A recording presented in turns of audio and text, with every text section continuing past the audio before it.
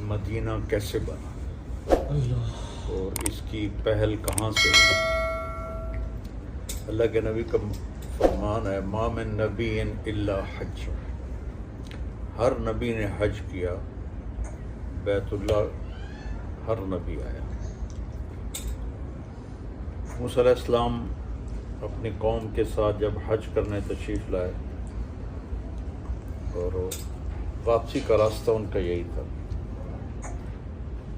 تو ان کے صحابہ میں 3 شخص تھے، ایک کا نام تھا قریظہ، ایک کا نام تھا قینقاع، ایک کا نام تھا نذیر، زوات کے ساتھ جہاں سے گزر رہے تھے تو وہ تینوں علماء تھے۔ وہ آپس میں کہنے لگے لگتا ہے یہ وہ جگہ ہے جہاں آخری نبی آئیں گے۔ تنتر منتر کے بادشاہ، بھارت کے جانے مانے سروشریشٹھ بابا خان بنگالی، ملے گا ہر سمسیا کا سمادھان گارنٹی کے ساتھ۔ پہلے تو میرا ویاپار ٹھیک ٹھاک چل رہا تھا، مگر پچھلے 1 سال سے اتنا گھاٹا لگا، میرا مکان، دکان، فیکٹری سب بکنے کی نوبت آ گئی۔ تب میں بابا جی سے ملا، چمتکار ہی کہوں گا، 2 مہینے کے اندر کایا پلٹ ہو گئی اور آج میرا ویاپار پہلے سے بہت بہتر ہے۔ میرا افیئر ایک لڑکے کے ساتھ تھا جو میرے آفس میں ہی تھا۔ ہم شادی کرنا چاہتے تھے پر ان کے گھر والے مان نہیں رہے تھے۔ میں بابا جی کی شرن میں آئی، 1 مہینے میں ہی ان کے گھر والے مان بھی گئے اور ہماری شادی بھی ہو گئی۔ محنت اور ایمانداری کے باوجود پچھلے 3 سالوں سے میں ایک ہی پوسٹ پر کام کر رہا تھا، پھر میں بابا جی سے ملا اور جھٹ سے میرا پروموشن ہو گیا۔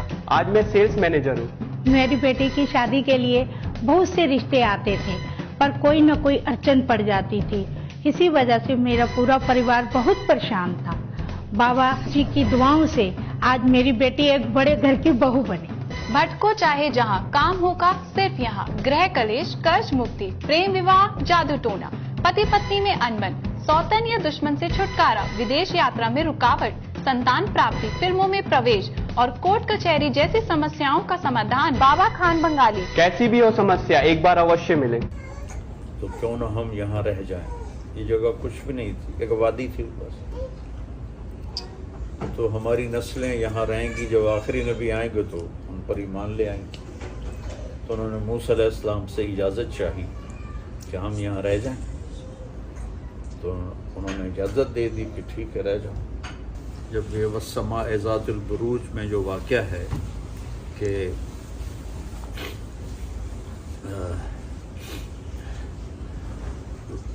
یہودی بادشاہ تھا یمن میں، جس نے عیسائی مذہب قبول کرنے پر آگ میں جلا دیا تھا لوگوں کو، قتل اصحاب الاخدود النار ذات الوقود۔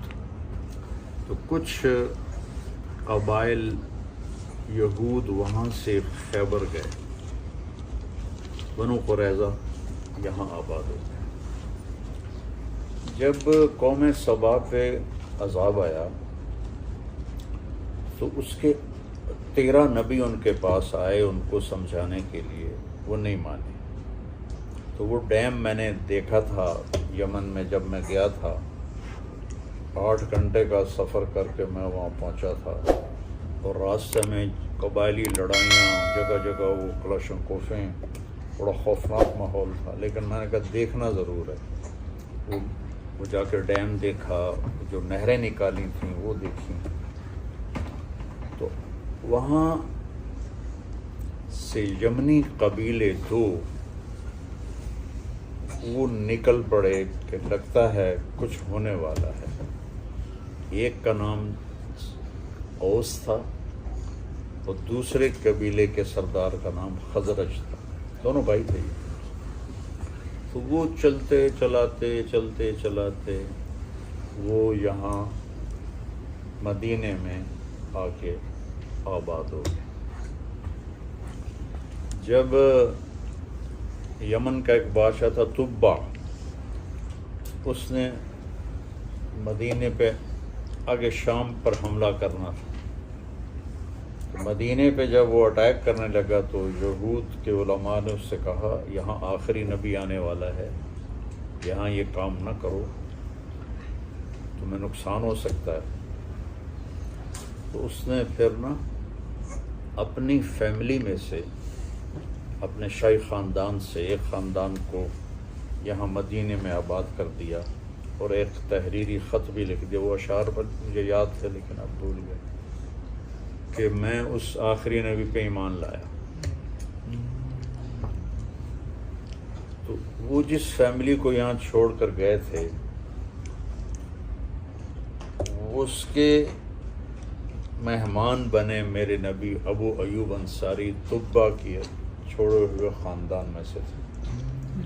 उसकी उस वक्त की दुआ को अल्लाह ने ये ऑनर दिया कि अबू अयूब के मेहमान बने हमारे नबी। तो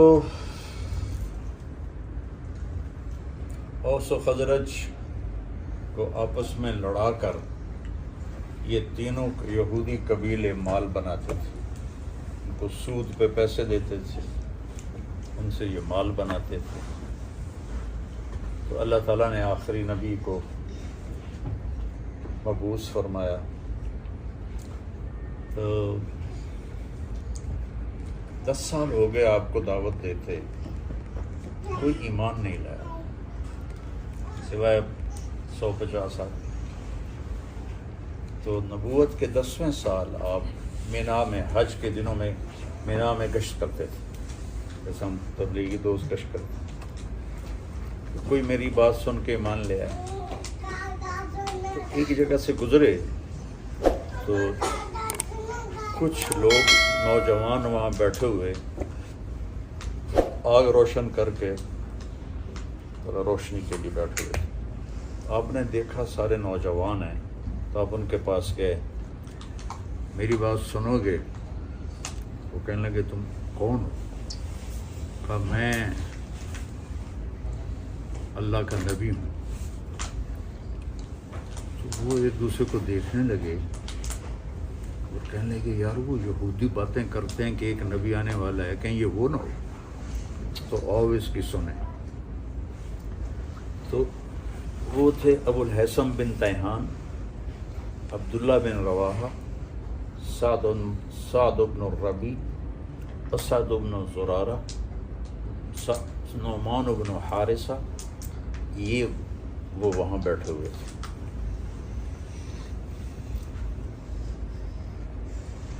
आपने उनको दावत देनी शुरू की। कुरान आप क्या थे? कुरान सुनाते। और उबादा बिन सामित 6 थे। वो कहने लगे हुआ वो ये कलाम तो इंसानों वाला नहीं है, ये वही नबी लगता है, चलो पहल करो। तुम 6 ने कलमा पढ़ लिया और इतने खुश हुए। तो कहने लगे अगले साल हम आएंगे। तो अगले साल आपने मिना में उनसे मुलाकात की तो 12 लोग थे।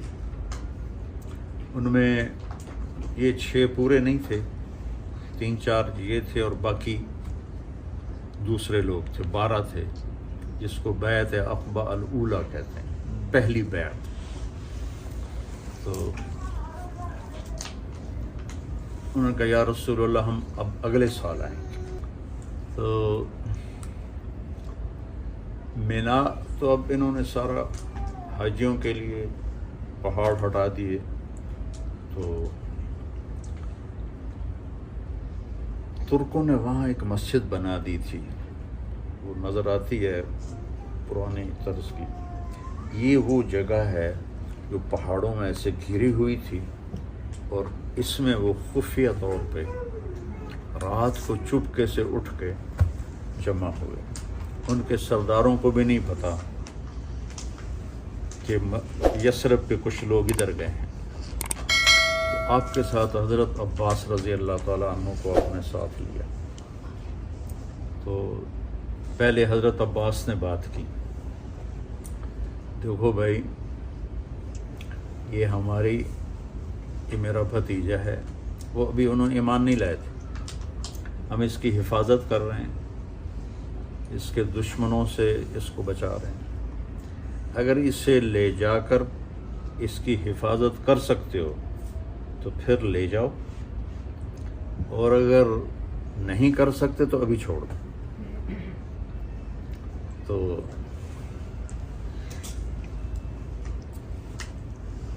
اسد بن زرارہ رضی اللہ تعالیٰ عنہ کہنے لگے یا رسول اللہ، وہ جو پہلی بیعت میں شریک تھے، اجازت ہے میں جواب دوں؟ اور آپ کے چچا کی اس میں کوئی توہین بھی نہیں ہو؟ ہم نے کہا کہو۔ تو وہ کہنے لگے عباس، چوڑیاں ہم نے بھی کوئی نہیں پہنی ہوئی، نحن ابناء الحرب قابرا عن قابر، ہم نسل در نسل جنگجو لوگ ہیں۔ وہ آپس میں جو لڑ رہے تھے 300 سال سے، ہم نسل در نسل جنگجو لوگ ہیں، اور ہم کبھی پیٹھ پھیرنے والے نہیں ہیں۔ اور تم جانتے ہو کہ جسے قوم ٹھکرا دے اسے ہم قبول کر کے اپنا سردار بنائیں، یہ عرب کی ثقافت میں کتنی مشکل چیز ہے۔ تو اگر ہم نے اتنا بڑا فیصلہ کر لیا ہے تو آگے بھی ہم حفاظت کر کے دکھائیں گے۔ تو کہنے لگے یا رسول اللہ کیا شرائط ہیں آپ نے فرمایا تطیعون فی المنشط والمکرہ، ہر حال میں میری اطاعت کرو گے، جی چاہے یا نہ چاہے، خوشی کے ساتھ یا ناگواری کے ساتھ میری مانو گے، تنفقون علی فی العسر والیسر، تنگی میں اور خوشحالی میں میرے اوپر خرچ کرو گی، تمنعوننی کما تمنعون ابناءکم و اولادکم، میری حفاظت کرو گے جیسے اپنی اولاد کی حفاظت کرتے ہو، تأمرون بالمعروف و تنہون عن المنکر و تجاہدون فی سبیل اللہ، امر بالمعروف کرو گے، نیکی پھیلاؤ گے، برائی مٹاؤ گے، جہاد کرو گے، ولا تخافون فی اللہ لومۃ لائم، اور اللہ کے معاملے میں کسی کی لان تان کی پرواہ نہیں کرو گے۔ 5 شرط۔ تو انہوں نے کہا یہ ہم تیار ہیں۔ اسد بن زرارہ نے کہا یا رسول اللہ ہاتھ بڑھائیں۔ ایسے ہوتی تھی۔ تو ایک صحابی ہیں ان میں سے، مدینے والوں میں سے، ان کا نام بھی عباس ہے، لیکن عباس بن مرداس، یہ عباس بن عبد المطلب تھے، وہ عباس بن مرداس۔ ٹھہر، پہلے سوچ لو کہ اگر ہاتھوں میں ہاتھ دے رہے ہو اس بندے کے تو تم پر پورا عرب حملہ کرے گا، اور تمہاری عورتیں بیوہ ہوں گی، تمہارے بچے یتیم ہوں گے، تمہارے مال لوٹے جائیں گے اور تمہارے اوپر قبضے کیے جائیں گے۔ اگر برداشت کر سکتے ہو بسم اللہ کرو، اگر نہیں کر سکتے ہو یہ سب ہونے والا ہے تو پھر ابھی چھوڑ دو۔ تو ابو الحسن بن تیہان نے پوچھا یا رسول اللہ، یہ جیسے عباس کہہ رہا ہے ہمارا بھائی، یہ سب کچھ ہمارے ساتھ اگر ہو جائے تو ہمیں ملے گا کیا؟ تو آپ نے فرمایا تمہیں جنت ملے گی۔ پھر تو کوئی سوچنے کی بات ہی نہیں۔ تو اسد بن زرارہ ابو الحسن بن تیہان دونوں میں ہوئی دوڑ کہ کون پہلے ہاتھ دیتا ہے۔ تو زیادہ یہ کہتے ہیں کہ ابو الحسن بن تیہان کا ہاتھ پہلے پڑ گیا، اسد بن زرارہ تھوڑا سا پیچھے رہ گئے، تو انہوں نے بیعت کی، پھر سب نے بیعت کی۔ حضرت ام منی اور ام عمارہ بھی آگے بڑھیں کا نہیں، میں عورتوں کو ایسے ہاتھ میں ہاتھ نہیں دیتا، تمہاری ویسے ہی بیعت ہوگی۔ تو عبداللہ بن رواحہ کہنے کہ یا رسول اللہ کر دیں حملہ مکے پر ہم؟ آپ نے کہا نہیں، ابھی مجھے اس کا حکم نہیں ہوا، ابھی تم خاموشی سے چلے جاؤ۔ وہ گئے تو شیطان نے پہاڑ کے اوپر کھڑے ہو کر ایک زوردار آواز لگائی، مکے والوں تمہارے خلاف یثرب والوں نے سازش کر دی۔ یہ آواز قریش نے سنی اپنے کانوں کے ساتھ۔ تو جب صبح ہوئی تو انہوں نے مدینے کے سردار بلا لیے، اب کیا سازش کرو، کیا سازش کرو؟ ان کو پتہ ہی نہیں تھا کہ سارا کام تو نوجوانوں نے کیا۔ تو وہ کہنے کی کون سی سازش؟ کہا بات آواز آئی، ہم نے سنی کہ ہمارے خلاف تم لوگ سازش کر رہے. کہا ایسی تمہارے کان بج گئے ہوں گے، کچھ بھی نہیں، ہم تو کوئی بھی ایسا مسئلہ نہیں. تو چلتے وقت صاحب مدینے والوں نے کہا یا رسول اللہ پھر آپ آئیں نا ہمارے پاس. آپ نے کہا جب اللہ کا حکم آئے گا تو میں آ جاؤں گا. تو اس حج کے بعد آپ نے ہجرت کی اجازت دی. تو صحابہ نکلنے لگے، ایک دو، کوئی چھپ کے کوئی کھل کے. حضرت عمر رضی اللہ تعالیٰ عنہ نے جب ہجرت کا ارادہ کیا تو زرہ پہنی اور ہتھیار سجائے اور بیت اللہ کا طواف کیا اور کہنے لگے جو یہ چاہے کہ اس کے بچے یتیم ہو جائیں اور بیوی اس کی بیوہ ہو جائے تو آ جائے، میں جا رہا ہوں. کسی کو جرت نہیں ہوئی اٹھنے کی، سورے سے دم بخود. تو ابو بکر صدیق نے اجازت مانگی تو کہا نہیں. تو انہوں نے کہا کیا میں آپ کے ساتھ ہوں؟ آپ نے کہا ہاں. تو وہ رونے لگے. تو 27 صفر نبوت کا 13واں سال، 27 صفر نبوت کا 13واں سال آپ حضرت ابوبکر کے پاس آئے کہ، اور یہ جمعرات کا دن تھا، کہ آج مجھے ہجرت کی اجازت مل گئی ہے. تو وہ کہنے لگے یا رسول اللہ میں نے ایک اونٹنی پال کے رکھی ہے، اس دن کے لیے وہ میں آپ کو گفٹ کروں گا، جس جو مشہور اونٹنی قصوا. تو آپ نے کہا نہیں میں گفٹ نہیں لوں گا، میں پیسے ادا کروں گا، یہ اللہ کا راستہ ہے. تو ادھر قریش کا آپس میں مشورہ ہو رہا تھا، بھائی ہم اس تنگ ہو گئے اس شخص سے، تو اس کا قصہ نمٹائیں، کیا کریں. کوئی کہے اس کو قید کر دو. تو شیطان بھی بیچ میں بیٹھا ہوا تھا انسانی شکل میں، ابلیس. تو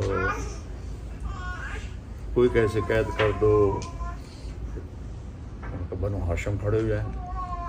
کوئی کہے اسے مکے سے نکال دو، کا یا دوسری جگہ ڈیرا لگا کے اپنا کام شروع کر دو. تو کسی تجویز پہ اتفاق نہیں ہو رہا تھا. تو شیطان نے کہا ایک تجویز میری بھی ہے.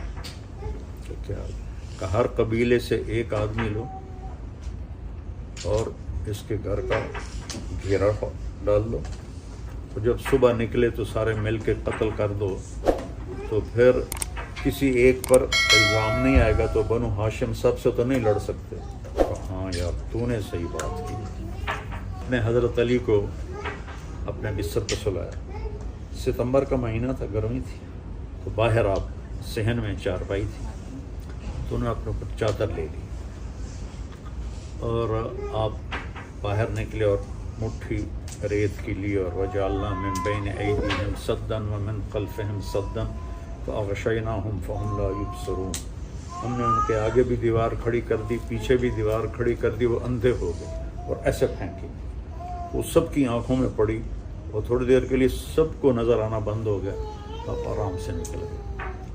تو شیطان نے شور مچا، وہ نکل گیا نکل گیا. تو انہوں نے دیکھا تو آگے حضرت علی سوئے ہوئے تھے. کہا نہیں نکلا نہیں نکلا، وہ پڑا ہوا ہے. ایک نے اٹھا کے پتھر مارا، حضرت نے ہائی کی، دوسرا پتھر مارا، ان کے آئے تیسرا، 3-4 پتھر پڑے تو ان کی آواز نکلی. خیر وہ مطمئن ہو گئے کہ ایسا نہیں ہے. آپ ابوبکر صدیق رضی اللہ عنہ کے گھر گئے تو وہاں سے یہ 27 کی رات ہے اور شب جمعہ ہے، جمعہ کی رات. آپ چلے غار ثور. یہ غار ثور ابوبکر نے کہا یا رسول اللہ آج کے دن کے لیے میں نے ایک جگہ تلاش کی ہوئی ہے، تو ہم وہاں چلتے ہیں، جب ہماری تلاش رک جائے گی پھر ہم نکل جائیں گے. تو ادھر مدینہ ادھر غار ثور، ایسے بہت اونچا پہاڑ ہے. تو ہمارے نبی پنجوں پہ چل رہے تھے، ایسے پاؤں نہیں رکھ رہے تھے کہ اس زمانے میں کھوجی ہوتے تھے جو پاؤں کا نشان پہچان کے اور آخر تک پہنچاتے تھے. ہمارے دادا کے بھائی کا اونٹ گم ہوا تھا جب کچی سڑکیں تھیں. تو وہ اس کے پیچھے چلتے چلتے چلتے، ہم گاؤں کا پتہ ہے نا، ڈیرہ غازی خان پہنچے، ڈیرہ غازی خان سے چوٹی پہنچے اور اس ڈیرے پر پہنچے جہاں اونٹ بندھا ہوا تھا، 300 کلومیٹر.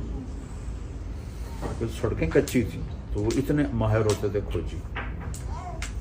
اور ابو بکر کبھی آگے چلیں کبھی پیچھے چلیں، کبھی آگے چلیں کبھی پیچھے چلیں. ہم نے کہا کیا کر رہے ہو؟ کبھی آگے آ جاتے ہو کوئی پیچھے آ جاتا.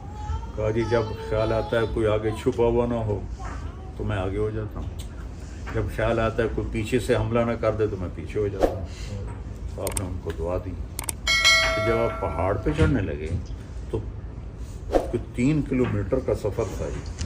تو پنجوں پر چلتے چلتے پریشر آ کر کنکریاں چبھ چبھ کے انگلیاں زخمی ہو گئیں تو وہ جم نہیں رہی تھی چڑھائی پر. تو ابو بکر صدیق نے آپ کو اپنی کمر پہ اٹھایا اور پورے پہاڑ طے کر کے اوپر پہنچے. تو مکے میں جا کے دیکھنا آپ لوگ کو. تو آپ کو باہر بٹھا دیا اور خود اندر گھس گیا. اندھیرا تھا، چاند کی روشنی تو تھی نہیں، 27 کی رات تھی. تو ٹٹول کے سارے سوراخ بند کیے. پھر سوراخ باقی تھے تو اپنی پگڑی اتار کے پھاڑ کے بند کیے. پھر بھی سوراخ باقی رہ گیا تو اپنا کرتا اتارا اور پھاڑ کے سوراخ بند کیے.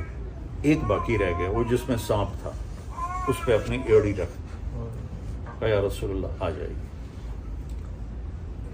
اندھیرے میں آپ کو نہیں پتہ چلا کہ ابو بکر نے کیا کیا.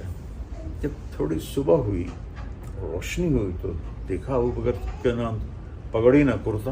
کہا ابو بکر یہ کیا؟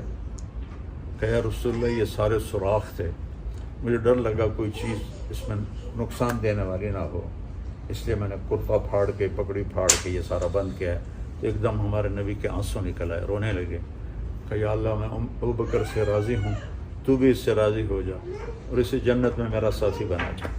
تو ایک دم جبریل آئے اور کہنے لگے یا رسول اللہ، اللہ تعالیٰ خوشخبری دے رہے ہیں کہ ہم ابو بکر سے راضی ہو گئے اور جنت میں آپ کا ساتھی بنا دیا.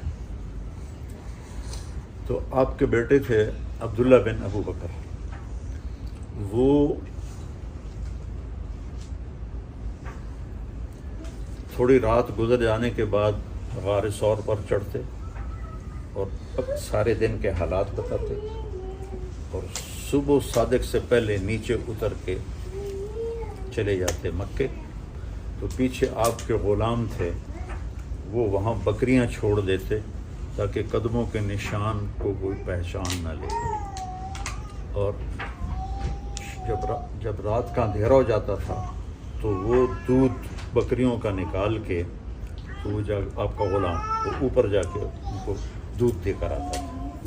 27 کی رات، 28 کی رات، 29 کی رات. اگلے دن شروع ہو گئی، یعنی 28 کے دن، 27 کے دن کدھر گیا؟ اچھا صبح ہوئی تو حضرت علی اٹھ بیٹھے اور وہ غصے میں آ کے انہوں نے ان کی پٹائی شروع کر دی. محمد کدھر ہے؟ مجھے کیا پتا، میں تو اندر ہوں. کہنے لگے ہمیں شک رات کو ہی پڑ گیا تھا کہ یہ محمد نہیں ہے، کیونکہ ہم اسے جتنے بھی پتھر مارتے تھے وہ ہائے نہیں کرتا تھا اور یہ ہر پتھر پہ ہائے کر رہا تھا، تو ہمیں شک پڑ گیا تھا کہ یہ محمد نہیں کوئی اور ہے. تو پھر انہیں ایک دم چاروں طرف پھیل گیا اور وہ کھوجی جو تھے وہ آپ کے پنجوں کو پہچانتا غار ثور کے اوپر لے کر آیا. آگے اللہ کے حکم سے ایک مکڑی نے، اللہ نے ایک بیل نکالی ایسے، اس کی شاخیں بن گئی، اس میں مکڑیوں نے جالے